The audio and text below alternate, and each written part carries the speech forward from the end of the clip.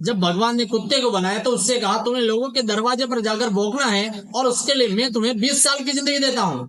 कुत्ता उदास होकर बोला, भगवान मेरी जिंदगी के लिए तो 10 साल ही काफी है, 20 साल जीकर मैं क्या ही करूंगा। भगवान ने कहा तथास्तु। फिर जब भगवान ने बंदर को बनाया तो कहा तुम्हें लोगों को हंसाना है और उसके लिए मैं तुम्हें 20 साल की जिंदगी देता हूँ। बंदर ने भी कहा भगवान मेरे लिए 10 साल ही बहुत है। भगवान ने कहा तथास्तु।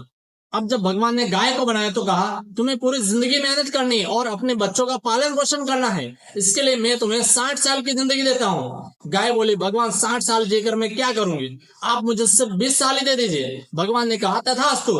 आखिरी में जब इंसान की बारी आई तो भगवान ने कहा मैं तुम्हें 20 साल की जिंदगी देता हूँ जिसमें तुम जो चाहो कर सकते हो। इंसान बोला भगवान 20 साल बहुत कम है, इससे मेरा क्या होगा। तब भगवान ने कहा ठीक है, बंदर के 10 साल, कुत्ते के 10 साल और गाय के 40 साल भी तुम ले लो। इसलिए इंसान की जिंदगी कुछ ऐसी होती है, पहले 20 साल इंसान खूब खाता पीता है और जिंदगी का मजा लेता है, अगले 40 साल गाय की तरह मेहनत करता है और परिवार का पालन करता है, अगले 10 साल बंदर की तरह अपने पोते पोतियों को हंसाता है, आखिरी 10 साल कुत्ते की तरह दरवाजे पर बैठकर जिंदगी गुजारता है।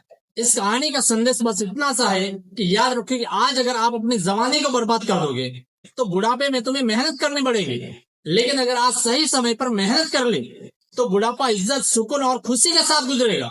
जवानी बर्बाद करने के लिए नहीं होती है, बल्कि मेहनत करके कुछ बड़ा करने के लिए होती है।